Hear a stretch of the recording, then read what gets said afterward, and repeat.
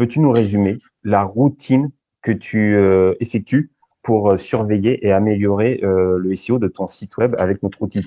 Alors, ça va dépendre des périodes. Il y a des périodes où j'ai plus ou moins de temps. Alors déjà, comme je l'expliquais en tout début d'échange, je vais regarder tous les jours ma note. Est-ce que j'ai un problème et regarder si j'ai des soucis, si j'ai perdu plein de positions, si j'en ai gagné beaucoup. Ensuite, en fonction des périodes, il y a des périodes où je vais avoir, allez, une demi-heure. Bah, vous voyez ce que je viens de vous montrer avec le mot-clé, le ton.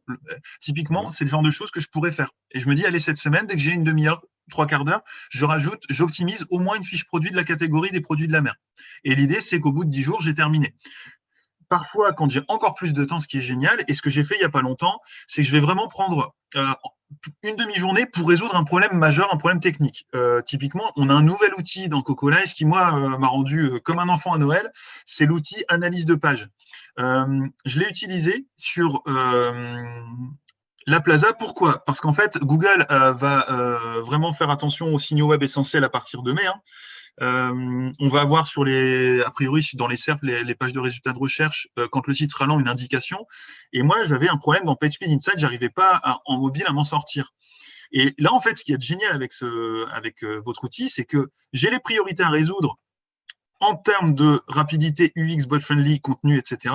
Et là, j'ai pris une demi-journée, voire plus, une journée, je vais dire, où cette fois-ci, je me suis dit, allez, j'arrive à résoudre les problèmes de lenteur de mon site.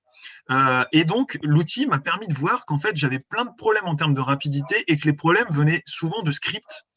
Donc, j'ai croisé ça. Alors, ça m'a pris un peu de temps, mais vous voyez, je suis allé sur les scripts, j'ai regardé à quoi correspondait tel et tel script. Et en fait, pour la petite histoire, j'ai réussi à soit différer les chargements des scripts, soit désinstaller des plugins qui faisaient que mon site était lent.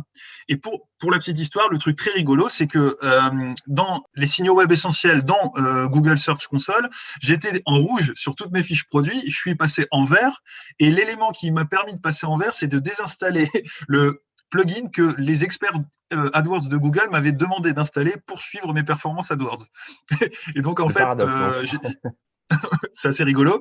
Donc, d'un côté, AdWords me demande d'ajouter des choses, mais Google SEO me pénalise parce que j'ai ajouté ce que les collègues m'ont demandé. Bon, c'est pas grave, mais ça me fait marrer. Et en fait, j'ai passé une journée à vraiment regarder quel plugin pose problème dans l'analyse de page, quel script peut poser problème. J'ai aussi un plugin d'optimisation de performance. J'ai mis des choses en cache, j'ai minifié d'autres. J'ai fait de la bidouille. Je suis pas développeur. Je pense qu'un dev l'aurait fait en une heure, ce que j'ai fait moi en une journée. Mais ça m'a permis, enfin, je vous le montre, hein, je crois que le nouvel outil page, il est sorti genre mi-mars ou quelque chose, enfin bref, j'ai fait ça mi-mars, il a fallu le temps que Google passe voir mes pages, et on voit, hein, c'est vraiment bluffant, quoi. Et je vous avoue que quand j'ai vu que j'étais passé en vert, j'étais vraiment déjà soulagé, parce que ça veut dire que je vais continuer à être visible et à faire un peu de chiffre d'affaires, et puis pas peu fier de moi, parce que j'aurais jamais réussi, quoi. Je pensais pas que j'y arriverais, et du coup, ouais, le Cocolize m'a permis vraiment d'optimiser. Et puis en plus, il y a encore des trucs que je peux améliorer. Typiquement, au niveau des couleurs, au niveau UX, il y a des choses que je fais pas bien et je m'en rendais pas compte. Et en fait, quand l'outil me le montre, bah, c'est clair et net que c'est vrai. Typiquement, j'utilise des couleurs qui sont trop claires. Donc en fait, je m'adresse à un public qui est parfois allez, 50 ans et plus, qui vont pas forcément bien voir.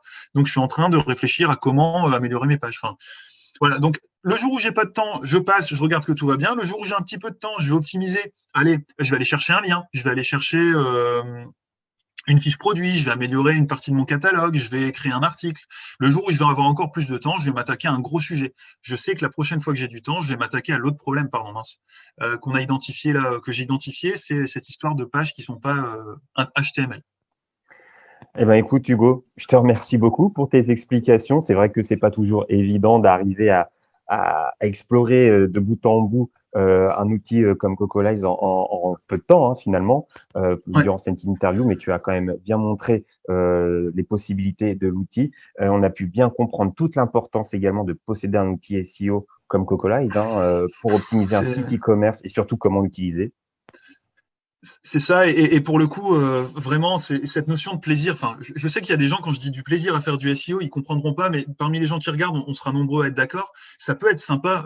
Typiquement, là, je prenais l'exemple d'avoir ta note qui augmente au fur et à mesure où tu améliores ta page. C'est super ludique, c'est agréable, et même les gens qui ont des équipes avec si vous êtes responsable e-commerce et que vous avez des stagiaires, que vous avez des chargés de mission ou même des responsables de gamme, c'est super parce que vous pouvez vous répartir les tâches et vraiment impliquer des gens dans le SEO qui sont au départ pas trop réceptifs, quoi. Eh bien, écoute, Hugo, merci encore de nouveau d'avoir participé à ce study case et je vous dis à très bientôt sur une vidéo sur Cocolize. Ciao! Merci à toi, Quentin. À bientôt.